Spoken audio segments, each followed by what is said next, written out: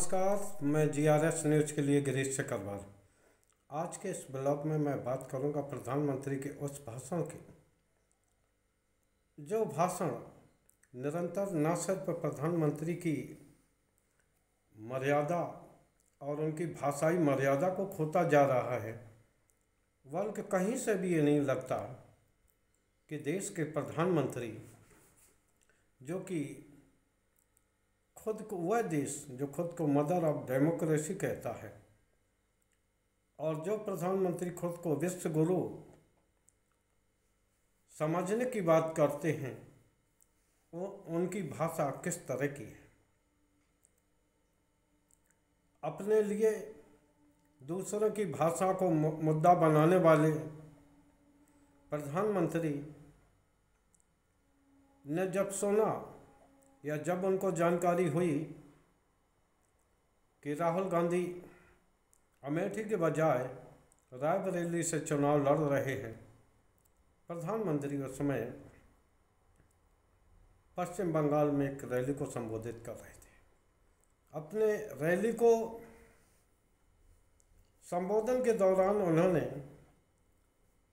सोनिया से लेके राहुल तक की खिंचाई की। हालांकि सत्ताधारी दल के नेता होने के नाते उनका पूरा दायित्व है कि वे कांग्रेस की नीतियों की आलोचना करें, उनको कटघरे में खड़ा करें, लेकिन जिस तरह की भाषा उन्होंने इस्तेमाल की, उसकी तो सिर्फ आलोचना ही की जानी चाहिए। प्रधानमंत्री को तब क्यों खराब लगता है जब कांग्रेस के नेता प्रधानमंत्री के खिलाफ बयानबाजी करते हैं, क्यों कर उन्हें चुनाव आयोग से नोटिस दिलवाया जाता है, और जब प्रधानमंत्री खुद विपक्षी नेताओं के प्रति उनके परिवारवाद पर, उनके भ्रष्टाचार पर वार करते करते व्यक्तिगत स्तर पर उतर आते हैं, तो आखिर उन प्रधानमंत्री को चुनाव आयोग नोटिस देने की बात क्यों नहीं करता। जैसे ही रायबरेली से राहुल ने पर्चा भरा, प्रधानमंत्री को झटका भले ही ना लगा हो, लेकिन अमेठी से राहुल के सहारे अपनी राजनीति को चमकाने वाली स्मृति ईरानी को बहुत झटका लगा है। राहुल अगर अमेठी से होते तो निश्चित तौर पर उन्हें अपने बयानबाजी के सहारे आगे दिखाने की होड़ उन्हें मिलती रहती, लेकिन चूँकि अमेठी में अब वो ये भी नहीं कह सकती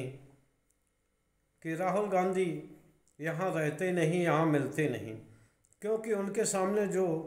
उम्मीदवार कांग्रेस ने उतारा है, किशोरी लाल शर्मा, जो कि वहीं के निवासी हैं और संभवतः अमेठी के प्रत्येक बूथ अध्यक्ष, ब्लॉक अध्यक्ष को नाम और शक्ल से जानते हैं। क्या स्मृति ईरानी उनके बारे में ये दावा कर सकती हैं कि राहुल गांधी अपने सभी ब्लॉक गिना दें, जैसा कि पिछली बार उन्होंने ये दावा किया था कि अगर सभी ब्लॉक राहुल गांधी बता दें तो वो मान जाएंगी कि राहुल गांधी ने ज़मीन पर कुछ काम किया है। स्मृति ईरानी को सबसे ज़्यादा परेशानी यही हो रही है कि अब वो क्या कह के राहुल गांधी पर वार करेंगे, क्योंकि राहुल गांधी उनके सामने नहीं है। प्रधानमंत्री को भी ये तकलीफ है कि अपने रैलियों में वो कांग्रेस अगर ना हो तो आखिर वो किसकी बुराई करेंगे। वो कांग्रेस जिसने कि 55-60 साल इस देश पर राज्य किया और आज भी वो सत्ताधारी आंख की किरकिरी बनी हुई है, जबकि आप सभी लोग जानते हैं कांग्रेस की स्थिति वो नहीं रही है कि जो वह विपक्षी दल का भी ओहदा हासिल कर सके 10% सीटें भी उनको नहीं मिली हैं। इसके बावजूद प्रधानमंत्री अपनी नाकामियों को छिपाने के लिए वो उसी कांग्रेस के याद करते हैं, उसी कांग्रेस के प्रधानमंत्री पर वार करते हैं और उनके प्रधानमंत्री पर वार करते करते 70 साल के प्रधानमंत्री काल का बखान भी करते हैं। शायद प्रधानमंत्री को ये नहीं याद रहता कि उसी दौरान 6 साल के करीब अटल जी की एनडीए गवर्नमेंट भी सत्ता में रही थी। खैर, प्रधानमंत्री जो न कहें वो कम है, क्योंकि प्रधानमंत्री मुद्दों पर आधारित अब बातचीत नहीं कर रहे हैं। अब वो कभी कांग्रेस के मैनिफेस्टो को मुस्लिम लीग से जोड़ते हैं, कभी वो झूठी बातें करके एक धर्म विशेष को टारगेट करते हैं, कभी वो राहुल और सोनिया पर व्यक्तिगत हमले करते दिखते हैं। प्रधानमंत्री को ये बताना चाहिए, जो उन्होंने पश्चिम बंगाल में नारा दिया, डरो मत भागो मत। प्रधानमंत्री जी, आखिर डर कौन रहा है?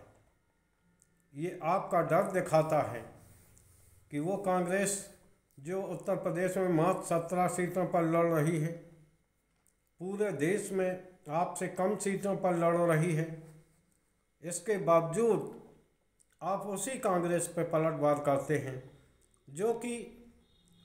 सही मायने में विपक्षी ओहदा भी हासिल नहीं कर पाई है। क्या आपके पास अपनी योजनाओं को बताने के लिए कुछ नहीं है? आपको ये जानकारी देने के लिए आप पर नहीं है कि किस तरह आपने 10 साल में कितने बेरोजगारों को रोजगार दिया है, कितने युवाओं को आपने सरकारी नौकरी दी है, और महंगाई का क्या स्थिति रही है, ये भी आपको बताना चाहिए। और ये भी जानकारी देना चाहिए कि हम ने ये काम किए हैं। आप अपनी कामों को बताने के बजाय आप कांग्रेस पर वार करते हैं। वैसे आपको पूरा अधिकार है कि आप विपक्ष के प्रत्याशी या उन पर वार करें, उनकी योजनाओं को लेकर उनको घेरें, लेकिन यहाँ आप ये झूठा बखान क्यों कर रहे हैं कि कांग्रेस आई तो आपके मकान छीन लेगी, आपका मंगलसूत्र छीन लेगी, आपका भैंस खोल ले जाएगी? आखिर क्या डर है आपको, जो करीब 20 दिनों से आप कांग्रेस के मैनिफेस्टो को आड़ लेकर आप बार बार जो उस कांग्रेस पर वार कर रहे हैं, जो आपके निगाह में जो कांग्रेस पूरे देश से मुक्त होती जा रही है, कांग्रेस मुक्त होती जा रही है, तो आप उस कांग्रेस के पीछे क्यों पड़े हैं जो कांग्रेस निरंतर पतन की ओर जा रही है और कांग्रेस मुक्त की ओर जा रही है? प्रधानमंत्री जी, क्या ये आपका डर नहीं दिखाता है कि अगर कांग्रेस मजबूत होकर उभरी तो न सिर्फ आपको सत्ता से बेदखल करेगी, आप भी जानते हैं, भले ही सैकड़ों दल चुनाव लड़ रहे हों, लेकिन जब भी देश में सत्ता परिवर्तन होगा तो भले ही कांग्रेस अपने बल पे आपको न हटा पाए, लेकिन सत्ता परिवर्तन की असली धुरी कांग्रेस ही होगी। ये डर आपको दिन रात कांग्रेस की आलोचना करने में ये दर्शाता है कि ये मुख्य डर है। और आपको ये भी परेशानी है आपको ये भी डर है कि अगर कांग्रेस गठबंधन की सरकार बनी तो निश्चित तौर पर न सिर्फ आपके कच्चे चिट्ठे खोलेंगे, भले ही आप ये कहते हों कि भारतीय जनता पार्टी के शासनकाल में कोई घपला घोटाला नहीं हुआ, लेकिन ये कहने की बात है। आप भी जानते हैं, क्योंकि सीएजी रिपोर्ट आनी आपने बंद करा दी है। 2-3 विभागों की योजना के तहत जो सीएजी रिपोर्ट आपने लीक कराई थी, अगर उन विभागों में घपला घोटाला है तो आप ये बताइए, जो आप 10 साल से अपने सरकार का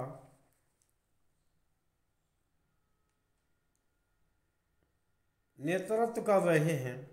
तो क्या अपरोक्ष रूप से आप इसके लिए जिम्मेदार नहीं हैं? जिस तरह आप कांग्रेस सरकार के घपलों घोटालों के लिए,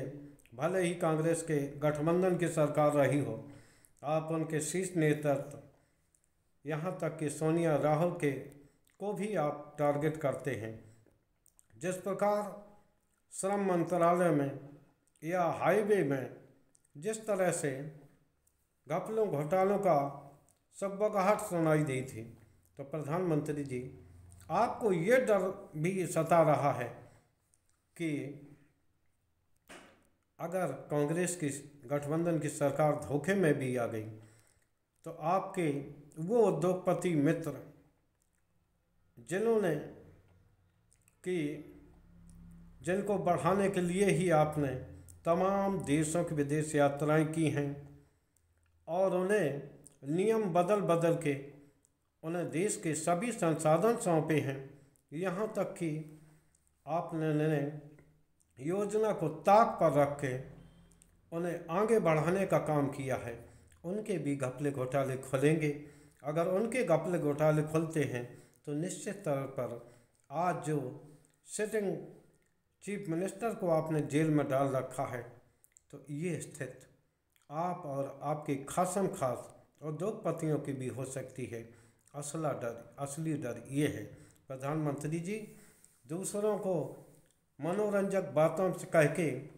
आप रैली में अपनी धाक जमा सकते हैं, जनता को हंसा सकते हैं, लेकिन जो असली डर दिखाई देता है, जो सदन के अंदर राहुल गांधी आपको अडानी, अंबानी और आपके संबंधों को लेकर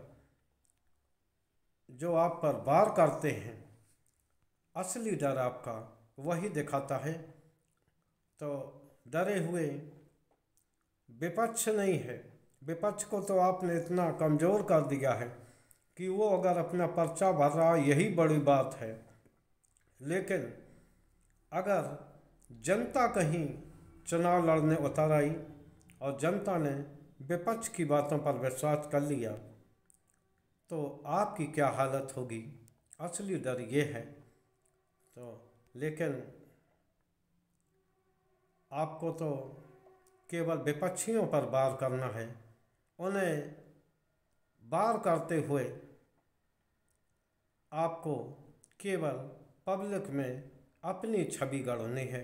आज के ब्लॉग में इतना ही। जय हिंद, जय भारत।